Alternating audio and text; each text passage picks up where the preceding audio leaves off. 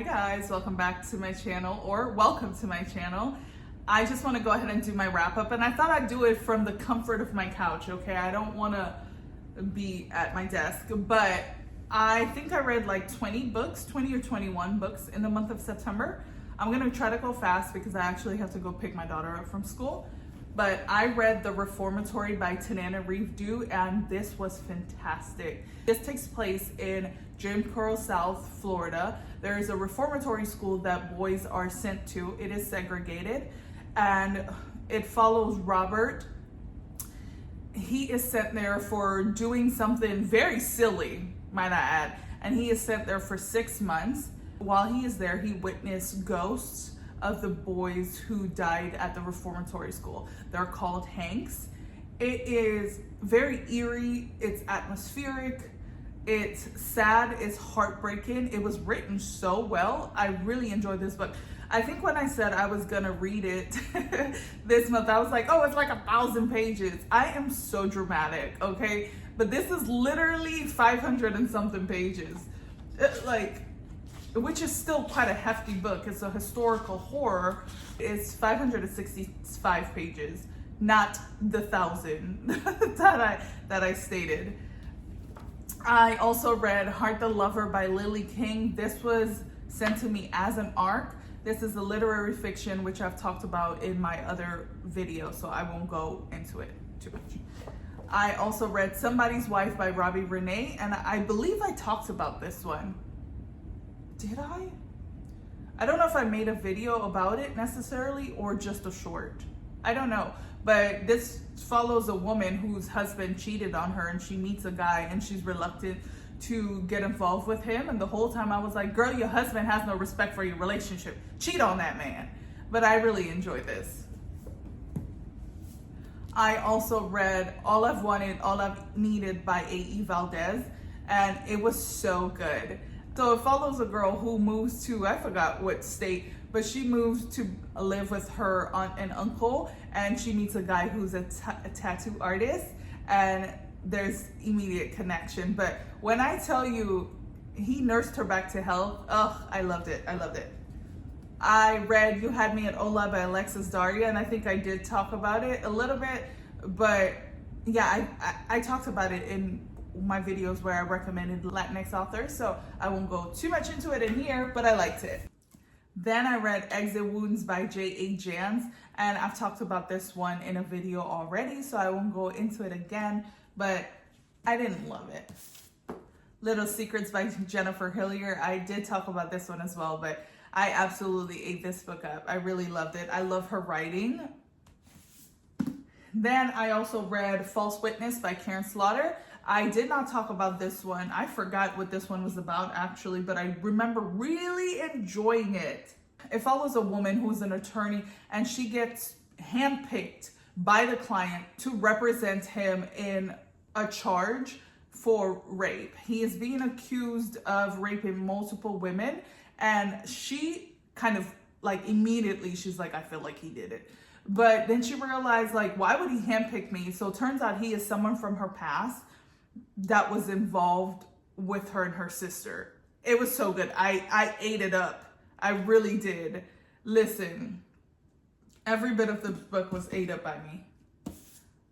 I also read I Am Watching You by Teresa Driscoll, and I did not really care for this one, but I talked about it in another video. I did talk about Sweet Heat by Bolu Babalola, and I really enjoyed this one. And I also read My Darkest Prayer by S.A. Cosby. I talked about this one as well, so I won't go into it, but I really did enjoy it as well. Nanny Needed by Georgina Cross, and I have a video where I read this and I talked about this, so damn, look at me go.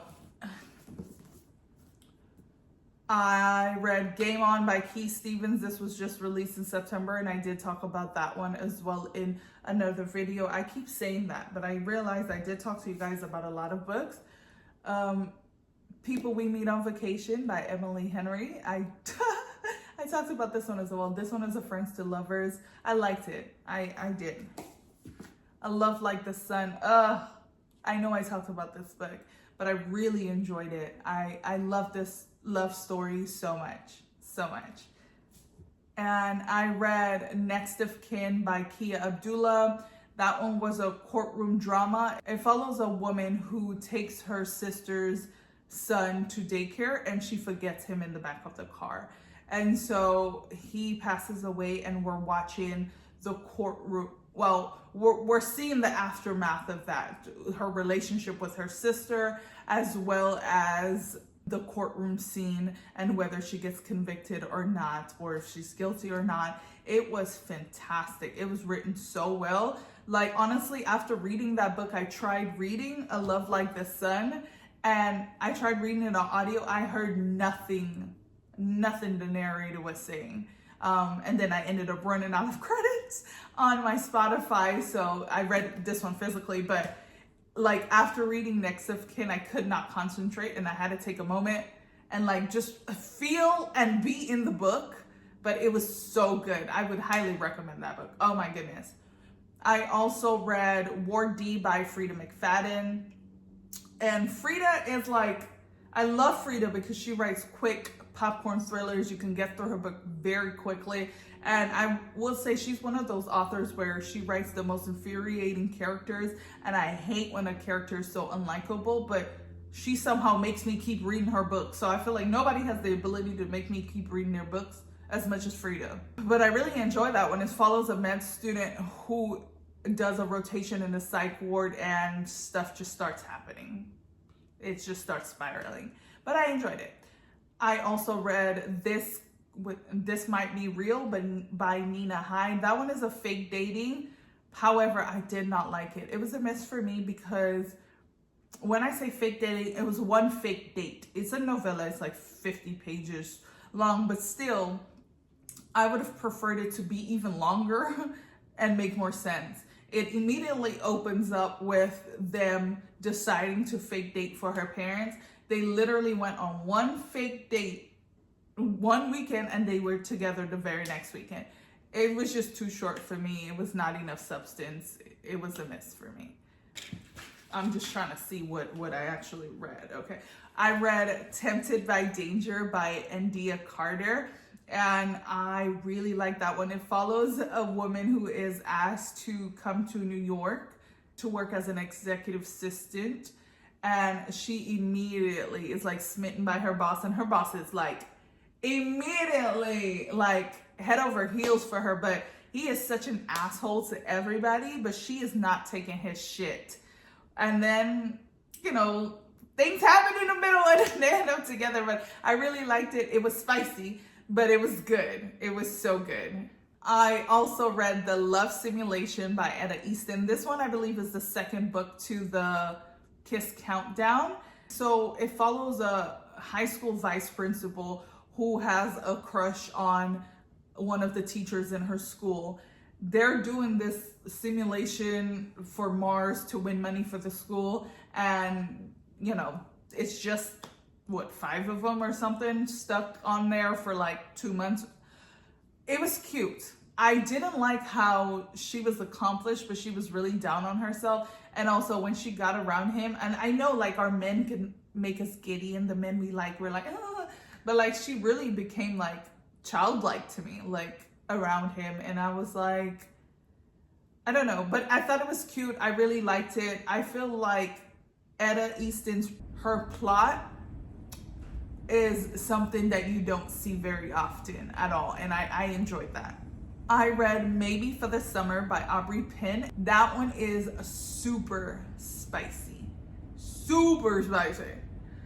It follows a rapper and she's like, I want to say she's a manager or producer. She loses her job, comes back home to her family's house, and she meets him because she did a job working for him for a little bit, and it was downhill from there.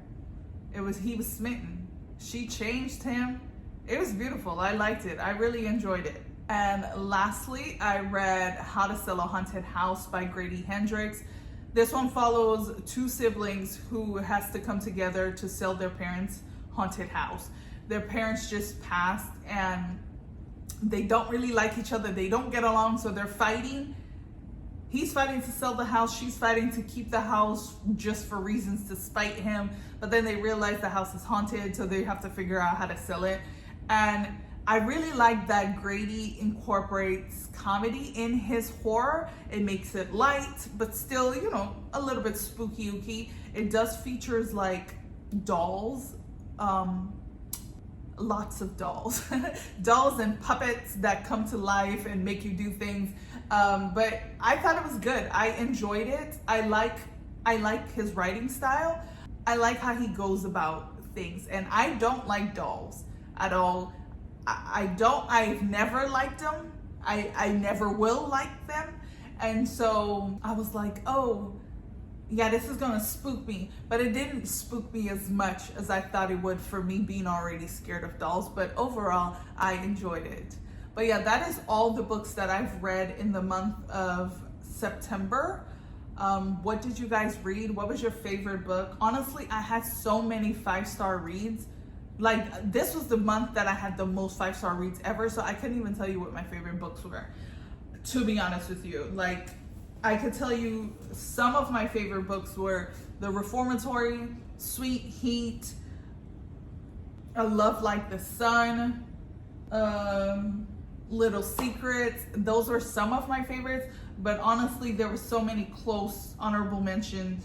But I think the lowest rated book was 3, and that was only one book that I rated that low. Everything else was a 3.5 or higher. I mean, that's typically how I rate books. I just wouldn't finish a book if I thought it was lower than a 3. But yeah, that is all. Thank you guys so much for watching. I hope you enjoyed this video. I hope I'm not too late. I don't even know what time it is, but I gotta go get this kid. So as always, happy reading. Bye.